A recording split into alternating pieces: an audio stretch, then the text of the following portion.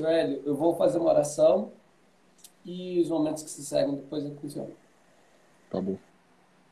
Oremos. Bondoso Deus, obrigado, Pai, por essa semana que já estamos praticamente no meio e te pedimos que tu continue nos abençoando e que através da leitura das palavras aqui do Tio Hélio, que nós possamos ser revigorados e aquelas pessoas que irão assistir daqui a alguns dias que possam também receber essa bênção. Isso que eu te peço, Amém. em nome de Jesus, amém. Amém. Me escutam bem? Sim.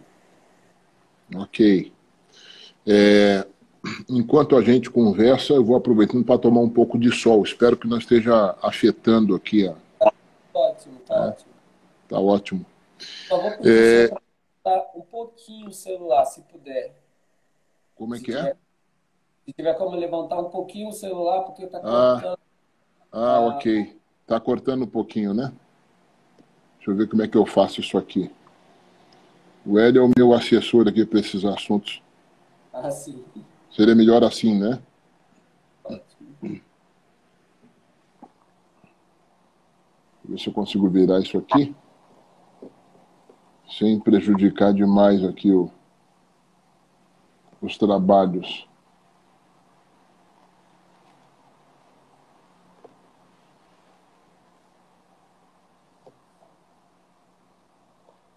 Ok. Eu acho que assim fica melhor, né? Sim, sim.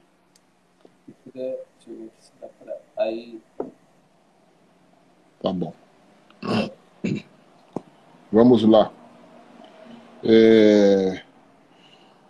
Bom, primeiro eu preciso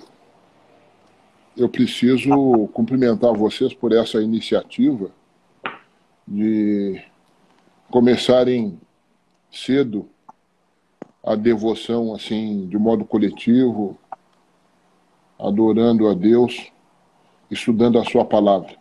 Isso faz toda a diferença na vida de nós todos, sobretudo vocês que são jovens e que têm desafios importantes aí todos os dias a serem enfrentados.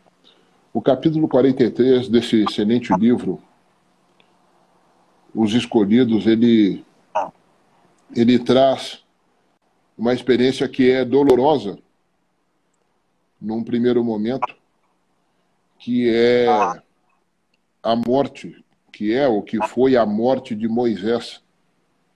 Moisés está na galeria dos homens mais importantes, sem sombra de dúvida, na história de Israel. Ele é comparado a Abraão, a Davi, que são os homens que... E a outros tantos, mas ele teve um papel especial. A gente, quando vai analisar a experiência de Moisés, deve fazê-lo pelo menos considerando a sua vida em três partes. É um homem que viveu 120 anos, e nesse período que ele viveu, os primeiros 40 anos foram de preparo junto à corte do Egito. Depois daquela experiência dele ter sido retirado das águas, que é o nome dele, né? Retirado das águas, o significado do nome dele, ele foi criado pela filha de Faraó, e naquele episódio trágico que ele tirou a vida do egípcio, de um egípcio, ele acabou tentativamente precipitando um plano que ele julgava que Deus tinha para ele, mas não era daquela forma. Aí ele teve que passar a segunda parte da vida dele no deserto. Agora vocês imaginem, vocês que são jovens, um homem com 80 anos começando... Meu pai tem 82, praticamente na idade do meu pai, tendo que começar o processo. Aí sim Deus o chamou para cumprir a missão que tinha para ele. Então é muito interessante, no último texto da sua vida, é que ele se tornou o homem que conduziu, que retirou Israel, cumprindo missão dada por Deus, retirou Israel do Egito e tentou conduzir aquela geração pelo deserto. Curioso é de que no final da vida dele, só existiam, com a morte de Moisés, só duas pessoas que saíram com ele do Egito, só 2 adultos entraram em Canaã. Não é? Isso me chamou a atenção nessa leitura. Foram Caleb e Josué. As duas únicas pessoas daquela geração de adultos que saiu do Egito que entrou em Canaã. Isso é muito significativo, né? Significa que Deus, a visão que Deus tem da necessidade da conversão, da comunhão com Ele, isso é muito trágico. Mas, enfim, o livro diz no capítulo 43, obviamente eu não vou ler tudo, vou compulsar algumas partes e irei comentando, acho que pode ser assim, né? Lá pelo meio da introdução, diz que... Vocês me enxergam? Sim, sim. Ah, ok. É que sumiu da tela um pouquinho aqui. Diz assim, mesmo assim, Moisés fielmente tentou preparar a congregação para entrar na herança prometida. É que agora parou aqui. Ah, tá, voltou. É que a imagem tinha travado, né? Aí agora voltou. Okay. Voltou. Ok. Tá. Então, assim, Moisés, em determinado momento, foi instado, ele foi levado pelo povo a cometer o pecado de chamar a atenção para si e não para Deus. Né? Se vocês forem olhar lá no livro de Números, no capítulo 20, anote depois para dar uma olhadinha na complementação do nosso estudo, Números capítulo 20, de 11 a 13, é descrito que não só ele, a gente imagina que o pecado foi de Moisés, mas foi de Arão também, porque quando o povo o provocou a ira, ele ficou chateado, foi a Deus, né, colocou o bordão diante de Deus, se jogou por terra para conversar com Deus. Deus falou para ele assim, olha, vai e fala a rocha e o povo beberá de água boa, né? E aí Moisés levanta, junto com seu irmão Arão, vai, chama o povo, convoca o povo e ergue a mão, diz que foi o pecado da mão erguida, e ele vai com o bordão e fere 2 vezes a rocha. E ao ferir a rocha 2 vezes, ele comete o pecado porque Deus havia determinado que ele falasse a rocha. Foi diferente de Refidim. Vocês, quando forem, eu recomendo àqueles que não foram, irem ao Egito. Se forem ao Egito, nessa viagem que de vez em quando a gente pode fazer, não custa muito. Vocês vão passar por terra hoje e vão chegar a uma região chamada Mara. A região de Mara, o povo bebeu, ele lançou um tipo de árvore e o povo bebeu. Alguns milagres Deus faz isso, né, dizendo a Moisés em Refidim, ele foi e feriu a rocha, ali Deus deu água. E agora, lá nessa região de Cádiz, em Meribá, Deus disse assim, ó, fala a rocha. Então ele, irado com o povo, né? Não é isso? Irado, ele levanta e fere a rocha 2 vezes. Ali ele cometeu o pecado de chamar a atenção para si, né? Esse capítulo, no final, que esse foi um pecado parecido com o que Lúcifer cometeu lá nos céus. Né? Então é impactante isso, eu não tinha observado isso antes. E aí agora, com tudo isso, mesmo sabendo, porque Deus já havia avisado que ele não entraria na terra, né? Tirou o povo com 2 milhões do Egito, mas não entraria na terra. Deus permite que ele tenha visões sucessivas da história de Israel. Não só da história de Israel, mas da história do mundo. Né? Então imagine, embora a Bíblia não comente isso detalhadamente, mas nesse livro, que é um pedaço, né, da reação que foi dada a Ellen White, ela diz, no caso, o capítulo aqui destaca o aspecto, ou os aspectos das visões que Moisés teve do alto do Monte Nebo.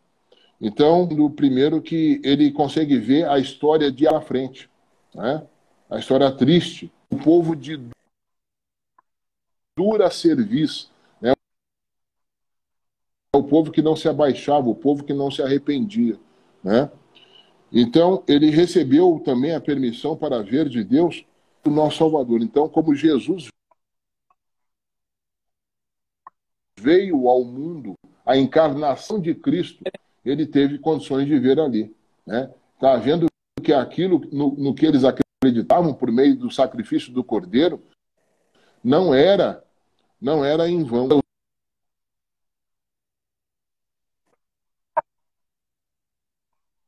Os seus o rejeitaram, né? Ele consegue ver um momento terrível, e aí eu vou dizer para vocês, o dos lugares foi o Getsemane, porque foi ali, meus queridos, que Jesus viveu o momento mais grave da história da humanidade. Porque se ali Jesus tivesse aberto mão de continuar a cumprir o sacrifício para o qual ele encarnou, seria tudo isso que nós estamos fazendo aqui. Não teria sentido nenhum, né? E Moisés enxergou isso pela revelação divina. Viu o sacrifício que Jesus estava fazendo. O Filho de Deus deveria ser levantado para que todo o que nele crê tenha a eterna. A manifestação aí, João 3,15, 3,16. Né? Então percebam que lado ele ouviu o grito de agonia de Jesus, dizendo: meu Deus, por que me desamparaste? Moisés também olhou novamente e viu Jesus saindo da tumba 3 dias depois. Ele viu que não estava, né, condenado a viver, mas a continuar morto eternamente. Ele entendeu que a Jesus era uma morte substitutiva, não é? Ele não sabia que ele iria ressuscitar. Deus não tinha revelado que na morte dele, mas depois ele,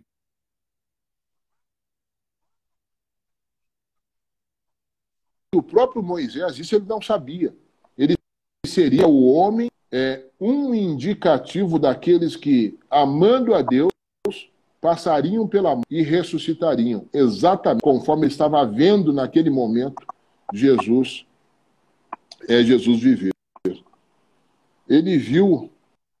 Ele teve também a feliz oportunidade de contemplar a segunda volta de Jesus Cristo. Antes dessa série de visões, Deus colocou Moisés, e a Bíblia relata isso, colocou Moisés no topo do Monte Nebo para ele olhar, né, por assim dizer, o assentamento naquela vasta, né, na terra de Canaã, o assentamento das 12 tribos, como é que elas iam se dispor, como é que as montanhas seriam cobertas, as colinas. Moisés sentiu o aroma dos olivais, de tudo que cobria aquela terra. Ele via, porque a promessa: vou levar o povo para uma terra que mana leite e mel. Ou seja, existia ali a revelação de Deus, né? A forma como ele ia conduzir aquele povo era, assim, mais, por assim dizer, meio que uma provocação a Moisés. Agora, Moisés compara aquela visão que ele do que Deus faria com a Canaã, e ele olhava para a Canaã celestial. Nessa visão, fechando a segunda vinda de Cristo, lá na página 17, na minha versão, diz assim: contemplou a segunda vinda de Cristo em glória, os justos para a vida imortal, e os santos vivos trasladados sem ver a morte e juntos subirem com cânticos de para a cidade de Deus. Então, essa era a visão que Deus estava dando àquele homem, né?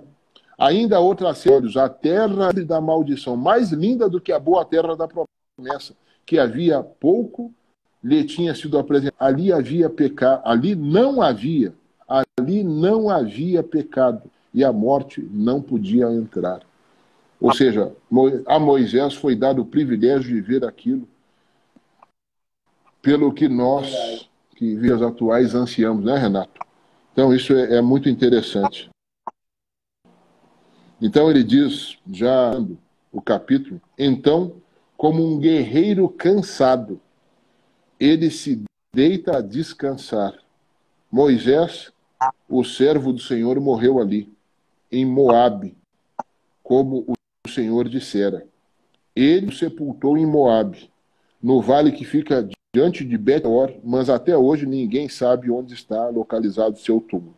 Essa é a descrição do capítulo 34 e os versos 5 e 6. Então, a morte de Moisés está toda descrita no capítulo 34. E lá no capítulo 32, na parte final, se faz a lição de tudo que nós vimos até agora, que foi o último dia de vida na terra. Tá? Se o povo soubesse, diz o texto, onde se localizava o túmulo, muitos teriam corrido perigo de corpo sem vida. Pode ter certeza que o próprio Satanás iria ajudar o povo, né, nessa tarefa de buscar o local onde Moisés foi morto para idolatrá-lo, né? Aquele povo que era desejado sempre pelo pecado da idolatria, faria isso com o próprio Moisés, o líder daquele povo, por pelo menos 40 anos. Né? E tudo teria o próprio Cristo com os... Diga. Essa caminhada que eles tiveram no Diga lá, amigo. O trabalho que Moisés fez de levar eles a Deus não teria mais validade alguma, né? Porque eles iam adorar agora Moisés e não adorar a Deus. É verdade. É verdade. Então diz que o próprio Cristo com os anjos que sepultaram Moisés desceu do céu para chamar o santo que dormia. Então aqui já começa a falar do ato de ressurreição de Moisés. A Bíblia não revela, nós não sabemos, o Espírito Santo não faz menção quanto tempo Moisés foi morto. Nós não sabemos disso. Né? Mas Cristo envolveu-se, ele mesmo, envolveu-se no papel com os anjos. Diz que no local onde Moisés foi morto, foi sepultado, perdão, os anjos ficaram guardando ali o corpo do Filho de Deus. Não era mais o Filho de Deus que estava ali, e sim o corpo dele, né, porque era o corpo sem vida. Né? E aí o próprio Jesus, com os anjos, descem do céu para chamar o santo que dormia. Satanás exultou por ter sido bem sucedido em levar Moisés e assim se colocar sob o domínio da morte. Ou seja, enquanto Moisés estivesse morto, o diabo teria o entendimento, né, que ele estaria perdido para sempre, mas não. Como ele se arrependeu, isso é uma lição extraordinária para nós todos. A gente passa a vida, né, passa os dias e não se lembra disso, que qualquer um de nós estamos sujeitos à morte.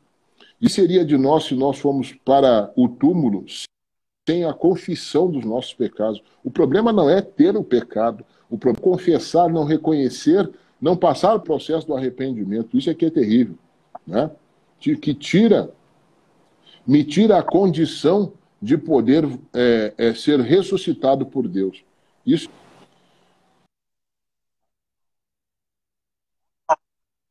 Mas diz que aproximarem do túmulo o príncipe da vida e os seres resplandecentes, Satanás ficou apreensivo pelo seu para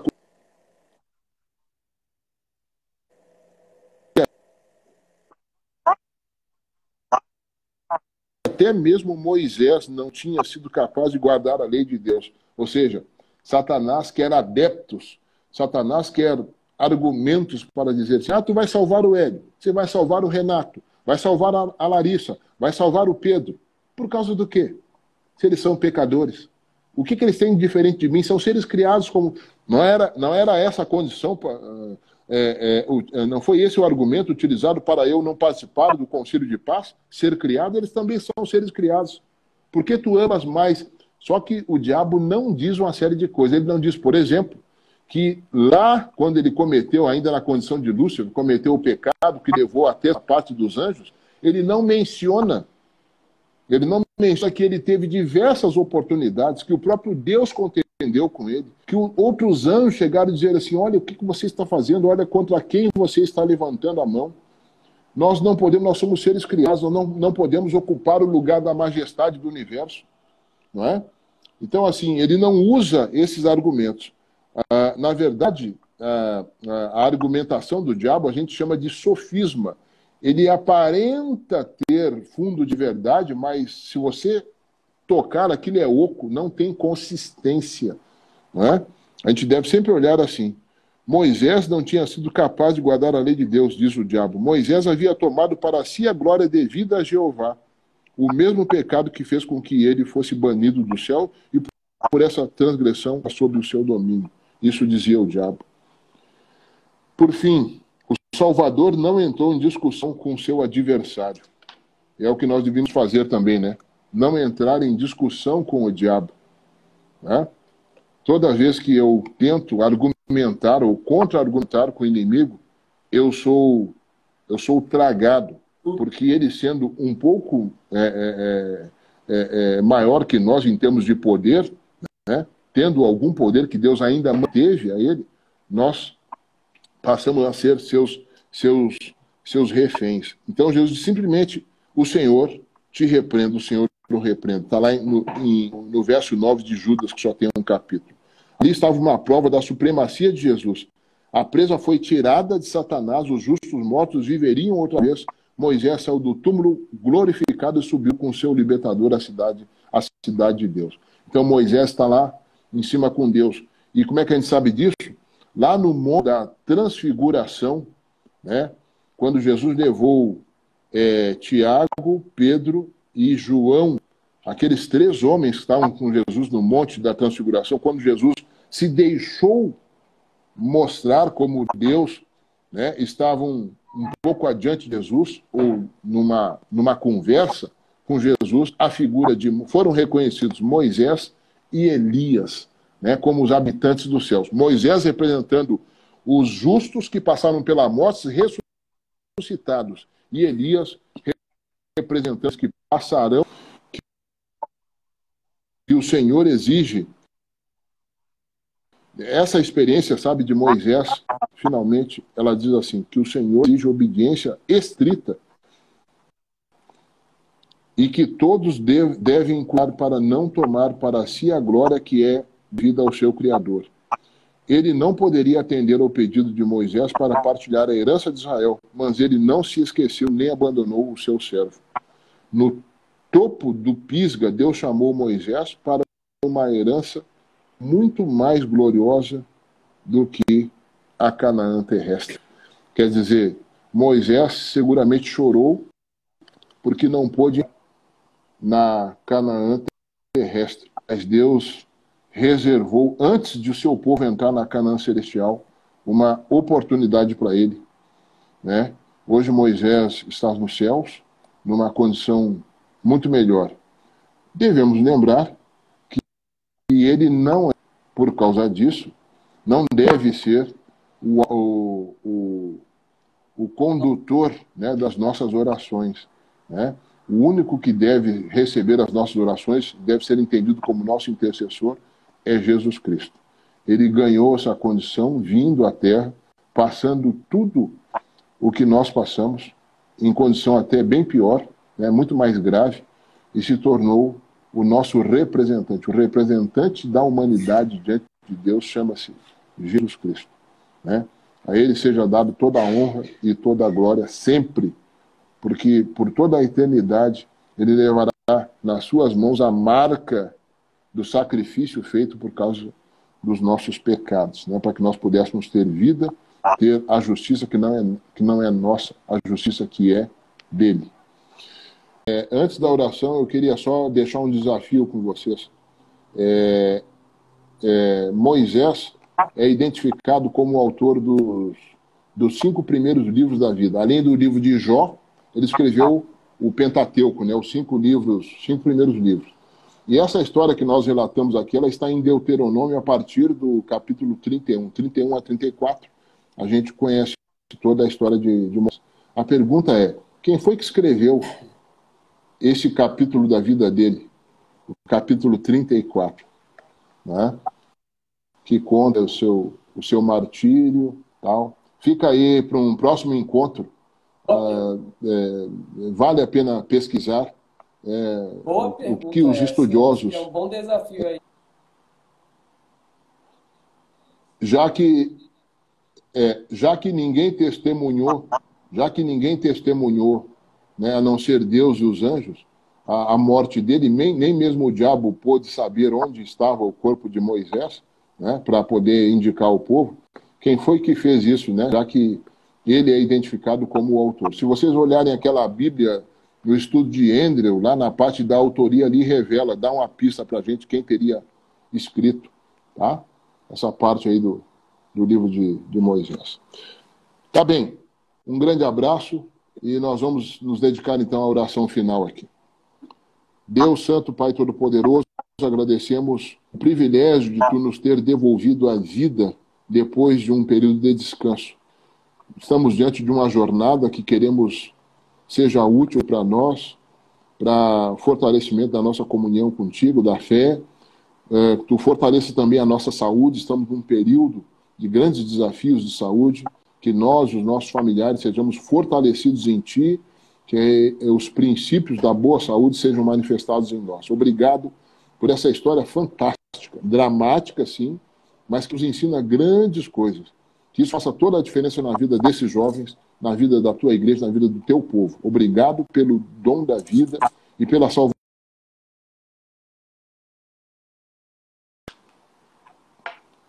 Tenha um dia. Já estava acabando. Mas obrigado, muito obrigado, Tio Hélio. Bom dia para todo mundo. E que todos aí possam ter sido revigorados com essa mensagem. Até mais, pessoal. Até mais, Tio Hélio. Louvado seja Deus. Até mais, tchau.